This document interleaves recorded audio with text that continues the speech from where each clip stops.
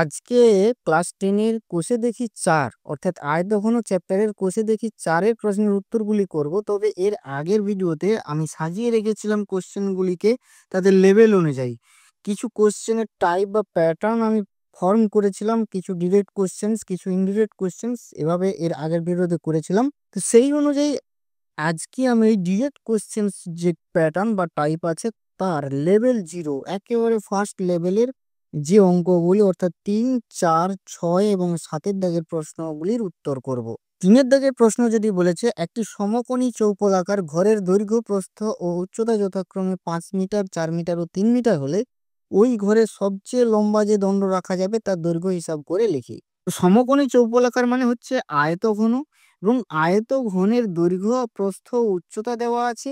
সব থেকে যে লম্বা দণ্ড রাখা যাবে সেটি হবে ওই আয়তঘনের কর্ণ বরাবর। তো এই যে কর্ণ বরাবর যে দৈর্ঘ্য, এর সূত্র আমরা বলেছিলাম √, দৈর্ঘ্য স্কোয়ার প্লাস প্রস্থ স্কোয়ার প্লাস উচ্চতা স্কোয়ার। দৈর্ঘ্য স্কোয়ার প্লাস প্রস্থ স্কোয়ার প্লাস উচ্চতা স্কোয়ার এত মিটার হবে, সমান √5 square plus 4 square plus 3 square metre, সমান অ্যান্সার হবে √25 প্লাস 16 প্লাস 9 মিটার,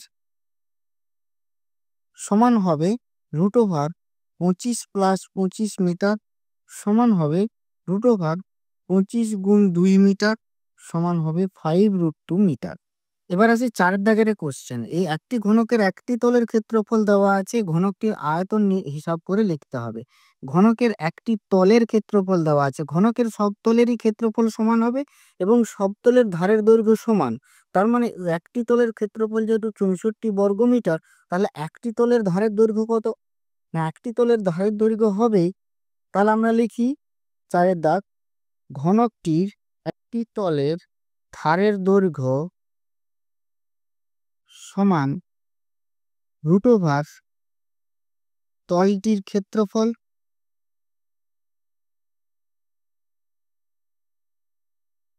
এত মিটার হবে, সমান হবে √64 মিটার, সমান হবে 8 মিটার। অতএব ঘনকটির প্রতিটি বাহুর দৈর্ঘ্য সমান 8 মিটার। অতএব ঘনকটির আয়তন সমান 8 গুণ 8 গুণ 8 ঘনমিটার, সমান 28 গুণ 8 সমান 512 ঘনমিটার। এটি হবে অ্যান্সার। আসি 6 দাগের প্রশ্নে। একটি ঘনকের কর্ণের দৈর্ঘ্য দেওয়া আছে 4√3 সেন্টিমিটার। তাহলে ঘনকটির সমগ্র তলের ক্ষেত্রফল হিসাব করে লিখি। যেহেতু ঘনকের কর্ণের দৈর্ঘ্য দেওয়া আছে, আমরা জানি ঘনকের কর্ণের দৈর্ঘ্য হবে √3 গুণ a। এখানে a কি? a হচ্ছে ঘনকটির বাহুর দৈর্ঘ্য। তাহলে 6 দাগ, ঘনকটির বাহুর দৈর্ঘ্য সমান a সেমি ধরি। অতএব ঘনকটির কর্ণের দৈর্ঘ্য সমান √, স্কোয়ার প্লাস স্কোয়ার। কেন? না, দৈর্ঘ্য স্কোয়ার প্লাস প্রস্থ স্কোয়ার প্লাস উচ্চতা স্কোয়ার একই ব্যাপার, তিনটেই একই, এত সেমি, সমান হবে √3 ইন্টু a সেমি। অতএব শর্তানুযায়ী বা আমরা বলতে পারি প্রশ্ন অনুযায়ী √3a সমান 4√3, কারণ এটা প্রদত্ত আছে। দিস ইমপ্লাই a সমান কত? 4। অতএব ঘনকটির সমগ্র তলের ক্ষেত্রফল সমান 2 গুণ দৈর্ঘ্য গুণ প্রস্থ যোগ প্রস্থ গুণ উচ্চতা যোগ উচ্চতা গুণ দৈর্ঘ্য, সমান হবে 2 গুণ, ঘনকের ক্ষেত্রে দৈর্ঘ্য, প্রস্থ, উচ্চতা সব সমান, তারা 2 গুণ হবে a square plus a square plus a square. কেন?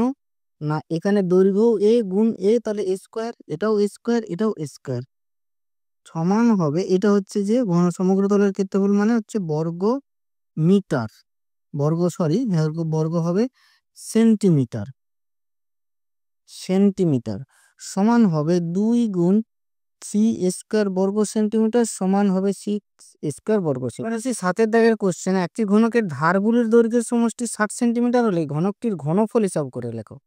ধারগুলির দৈর্ঘ্যের সমষ্টি, মোট কটি ধার আছে? মোট 12টি ধার আছে। তাহলে 7 দাগ, ঘনকের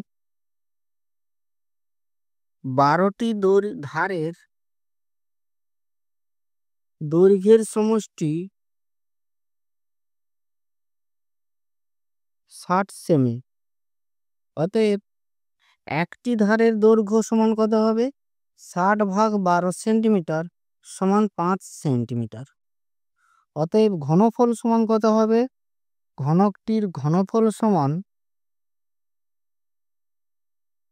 হবে 5 গুণ 5 গুণ 5 ঘন সেমি, সমান হবে 125 ঘন সেমি। এটাই হবে অ্যান্সার।